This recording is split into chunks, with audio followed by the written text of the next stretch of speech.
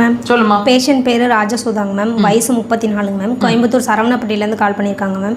அவங்களுக்கு வந்து ஒற்றை தலைவலி வந்து 3 வருஷமாக இருக்குங்களா மேம். நம்ம வீடியோஸ் பார்த்துருக்காங்க மேம். பார்த்துட்டு அவங்களுக்கு வந்துட்டு நம்மளோட சப்ஸ்கிரைபருங்க மேம். நம்மளை ஃபாலோ பண்ணிகிட்டு இருக்காங்க மேம். அவங்களுக்கு வந்து திடீர்னு வயிறு வலி வந்திருக்குங்க மேம். வயிறு வலி வந்தப்போ வந்து ஹாஸ்பிட்டல் போய் ஸ்கேன் பண்ணியிருக்காங்க மேம். ஸ்கேன் பண்ணதில் பித்தப்பையில் கற்கள் இருக்குன்னு சொல்லியிருக்காங்க மேம். அது எதனால் வந்திருக்கு அப்படின்னு சொல்லி கேட்டிருக்காங்க மேம். இதுக்கும் அதுக்கும் ஏதாவது சம்மந்தம் இருக்குமா அப்படின்னு சொல்லி கேட்டிருக்காங்க. அதை பற்றி கொஞ்சம் எக்ஸ்பிளைன் பண்ண சொல்லி கேட்டிருக்காங்க மேம். கண்டிப்பாக பண்ணலாமா. உங்களோட தலைவலிக்கும் பித்தப்பையில் இருக்கிற பிரச்சனைக்கும் ஏதாவது சம்மந்தம் இருக்குமா? அதாவது பித்தப்பையில் ஏதாவது பிரச்சனை இருக்குமா?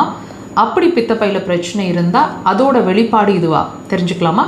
முழுசாக பொறுமையாக இந்த பதிவை பாருங்கள். தலைவலி ரொம்ப வருஷமாக இருக்குது, மாத கணக்கில் இருக்குது, ரெகுலராக ட்ரீட்மெண்ட்ஸில் இருக்கேன், ரெகுலராக மெடிக்கேஷன்ஸில் இருக்கேன், என்ன பண்ணியும் பிரச்சனை தலைவலி சால்வ் ஆக மாட்டேங்குது. இந்த மாதிரி ஒரு விஷயம் நல்லா கவனிங்க. நாங்கள் நிறைய பதிவுகளில் ஒரு விஷயத்தை உங்களுக்கு புரிகிற மாதிரி எக்ஸ்பிளைன் பண்ணுறோம். எது சம்மந்தமாக? நீங்கள் ஒரு பிரச்சனையோட வருஷ கணக்கில் மாத கணக்கில் போராடிட்டே இருக்கீங்க. எந்த வழியில்? ஏதோ ஒரு வழியில் ட்ரீட்மெண்ட் எடுத்து அது சரியாயிடாதா? ரெகுலராக மெடிசன்ஸ் எடுக்க சொல்லியிருக்காங்க, ரெகுலராக மெடிசன்ஸ் எடுத்துகிட்ருக்கேன். ஒரு நாள் அந்த மெடிசன் இல்லைனாலும் திரும்ப அந்த பிரச்சனை பெருசாக வர்ற மாதிரி இருக்குது. இதெல்லாம் ஏன்?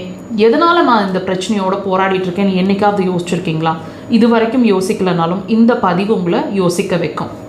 இப்போது இந்த பிரச்சனையோடு ஏன் நம்ம போராடணும்? அந்த பிரச்சனை என்றைக்கு தான் சால்வ் ஆகும் அப்படின்னா, நம்ம எடுத்துகிட்டு இருக்கிற சிகிச்சை முறை சரியா யோசிக்கணும். அதாவதுங்க, பிரச்சனை எதனால் வந்திருக்கு அப்படிங்கிற காரணத்தை நம்ம தெரிஞ்சுக்கவே இல்லை.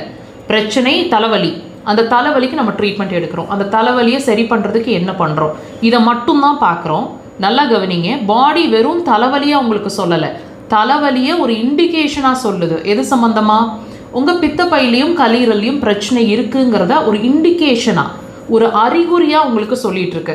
ஸோ நீங்கள் என்ன செய்யணும்?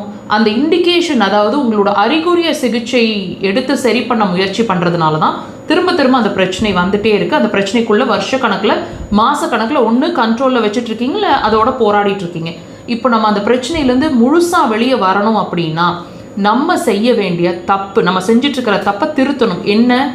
பிரச்சனை எங்கே இருக்கோ அதோட ரூட் காஸ் எங்கே இருக்குது, சிம்டமை ட்ரீட் பண்ணுறதை விட்டுட்டு அதோட ரூட் காஸை ட்ரீட் பண்ணணும். அந்த வகையில் பித்தப்பையில் பிரச்சனை இருக்கிறது 100% உண்மை. அப்படிங்கிறதுனால தான் it is showing you as headache.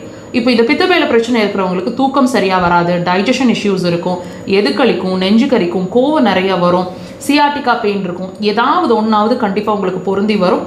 இதை ட்ரீட் பண்ணிங்கன்னா டெஃபினட்டாக உங்கள் தலைவலியிலேருந்து வெளியே வருவீங்க 100%. அக்குபஞ்சர் சிறந்த தீர்வு.